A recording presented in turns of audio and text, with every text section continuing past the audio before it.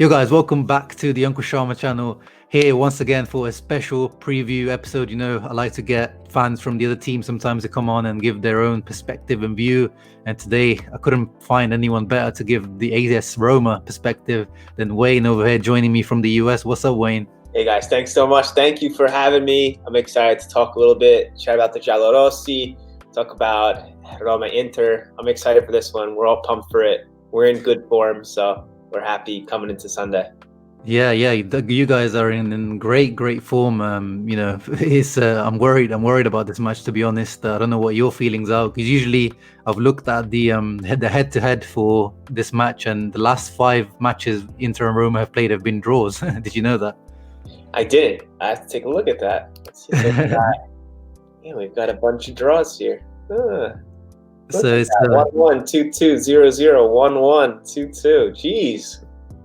Yeah, so it's been quite a edgy match. There hasn't been a clear favorite, I think, in the last few. I remember the game last season was very even, both of them.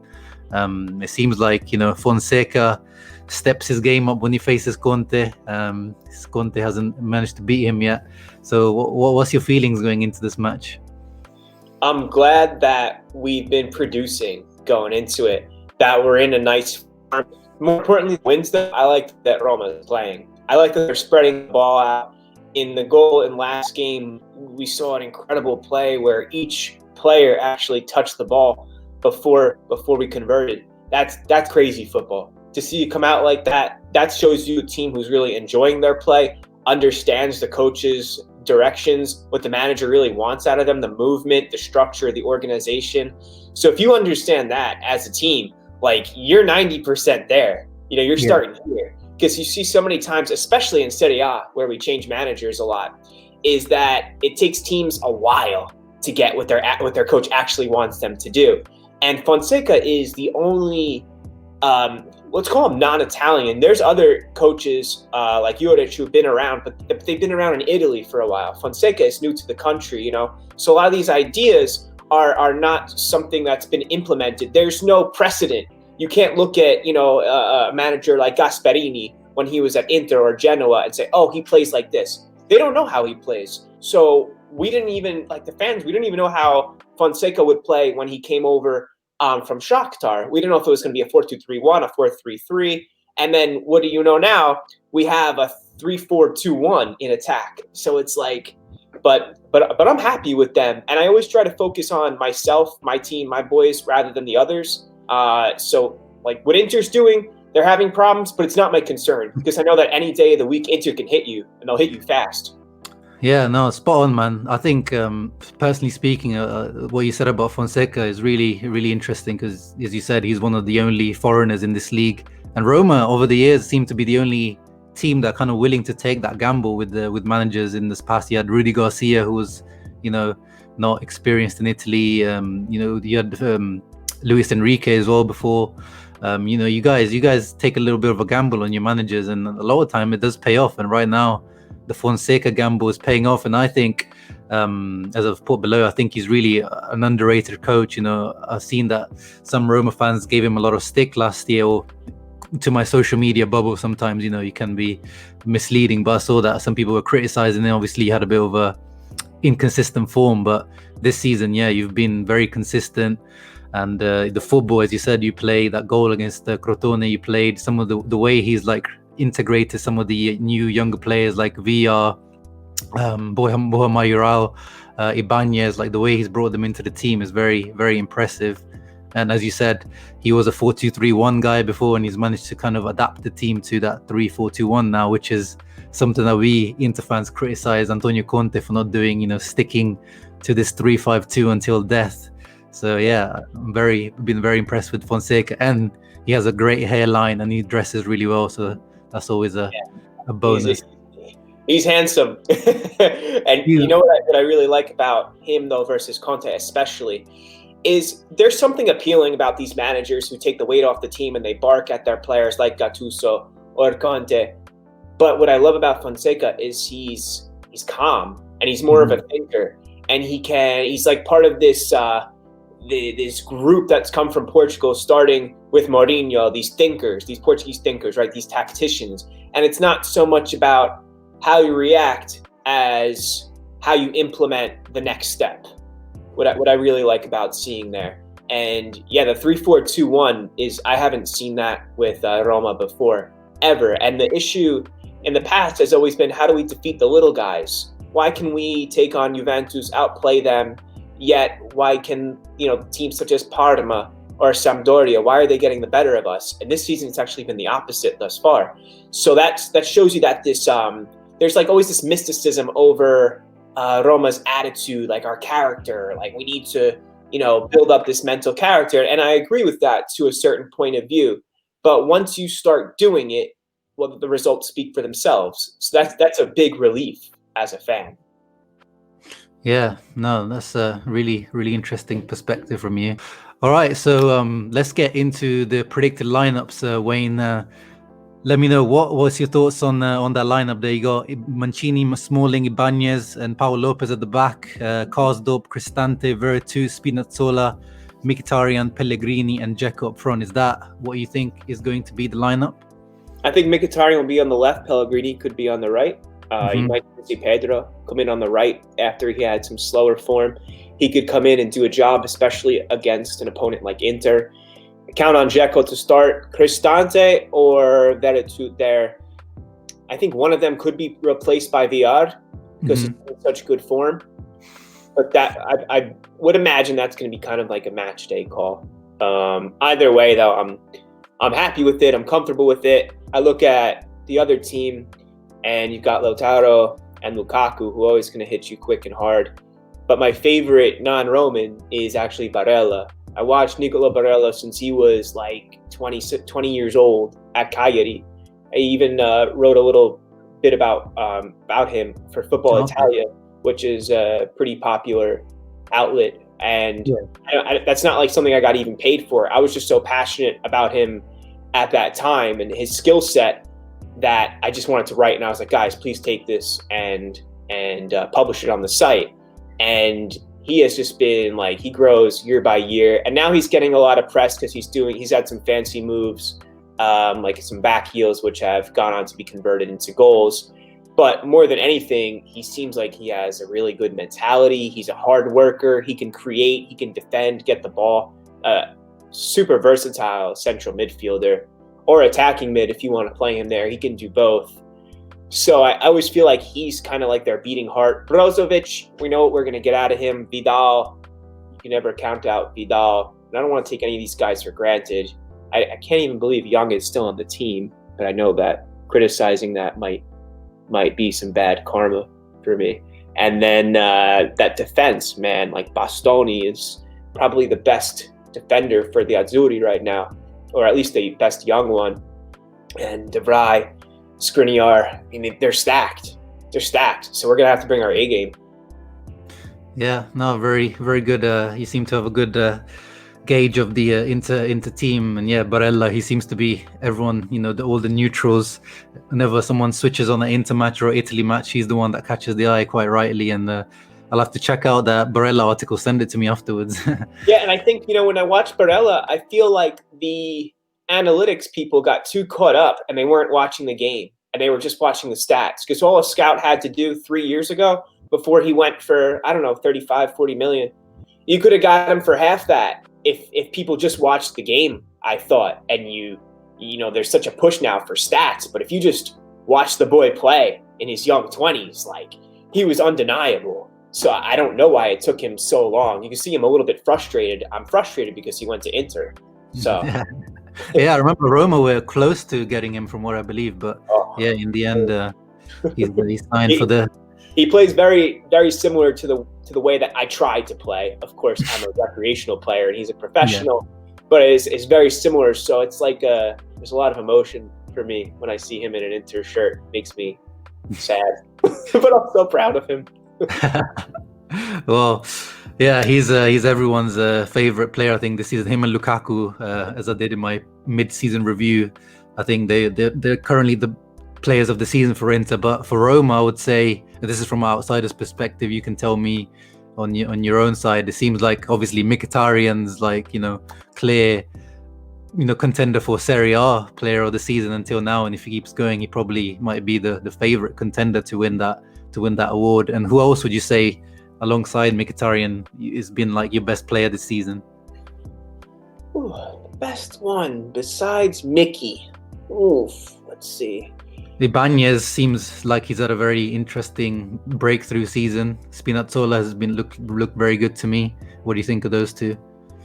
Those two have to be it. You could even maybe throw Girard into there.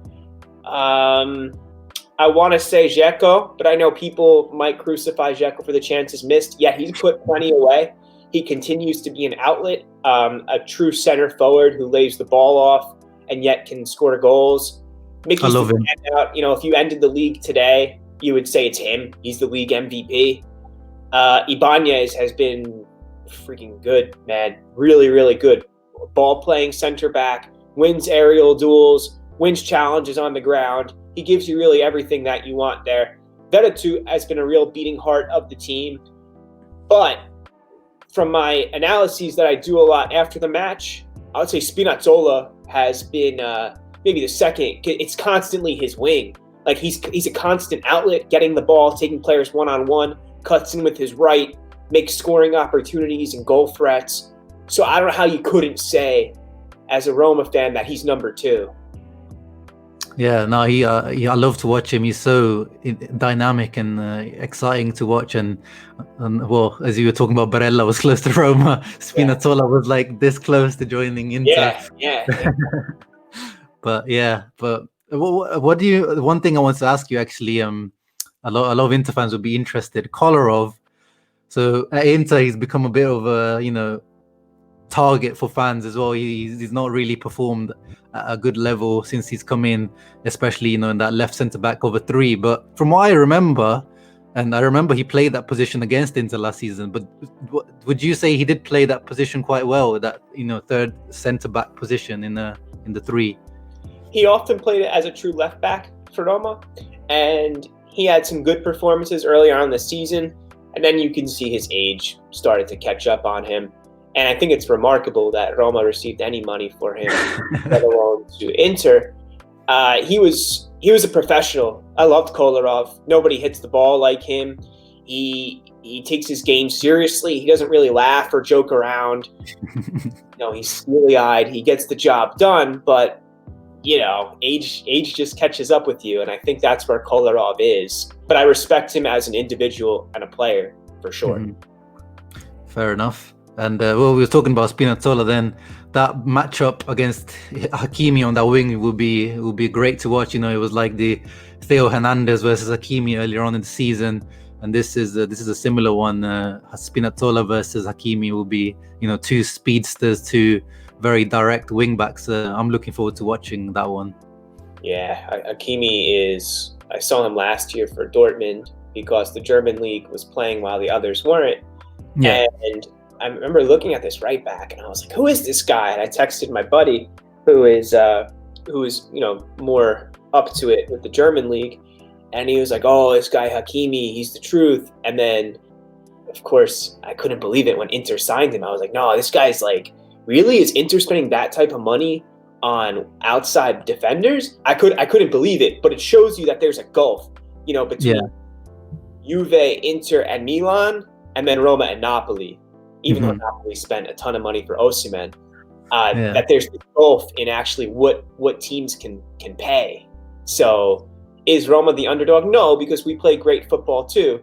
But on paper, Inter should win these games. Inter should get first or second place based on their payroll, the amount of time they've invested. They're in 5th year of their project, so to speak.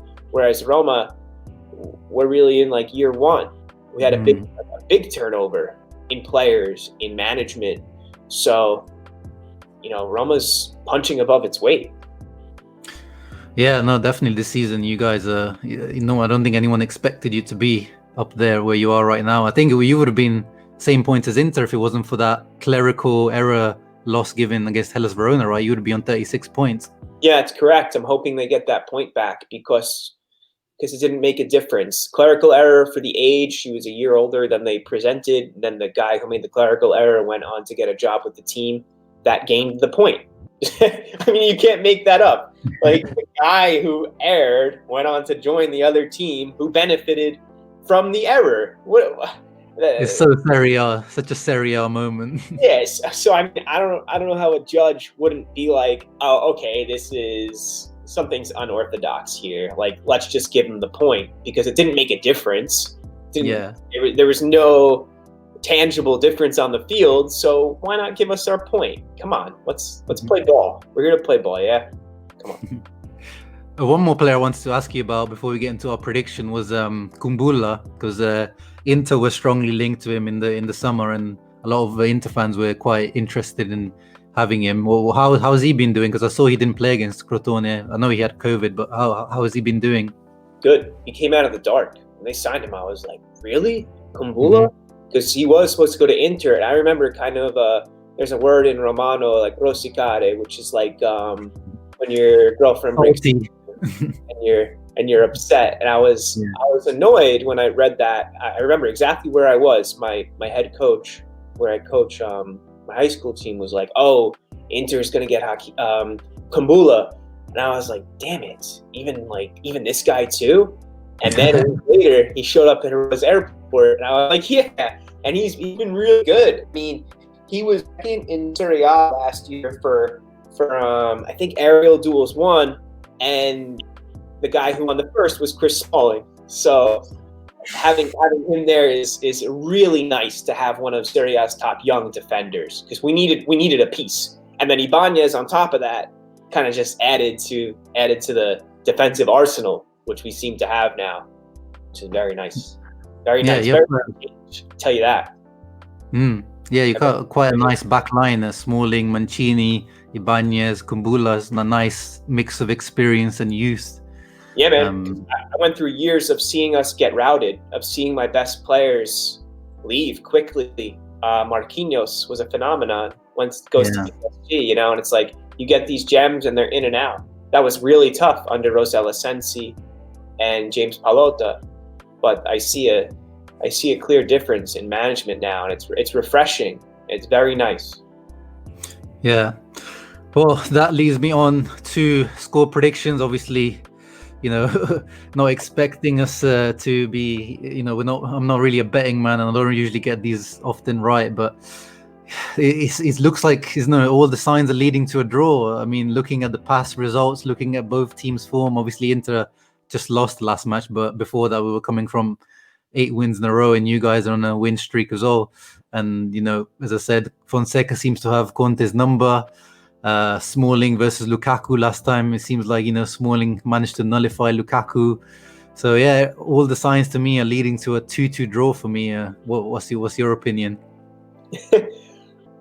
I'll be satisfied with the win. I'll understand a draw, but I'll be happy if we get a win, because now you got serious energy to go on and hunt first place. Juventus is going to get back in the mix. I think people are sleeping on Juve, making fun of them because now they're 4th. But they're going to be strong, man. You cannot count out Juventus. They're climbing the table. They just gained 3 points on Milan, regardless if Milan was injury-ridden or not. I see Milan eventually losing their steam. And honestly, if Roma wins Sunday, then you could be looking at a Roma-Juve fight, a real classic battle. I would really love that. Yeah, you guys have done a lot better in big matches as well this season, it seems, because Fonseca's record, it was a bit mixed in previous season in big matches, but this season I think the Napoli one was, I guess, one big lapse, but you did well against Juve, you did well against Milan, and we should have beat Juventus, honestly. They played much better last time. Yeah. So okay, so you're expecting a win? I'm hoping for the win. Okay, you're hoping for the win. Well, I'm hoping for a win as well, but realistically, I feel like it's going to be a draw. But yeah, we'll see on Sunday. So it's an early kickoff, I think 11:30 UK time kickoff, so really early for you.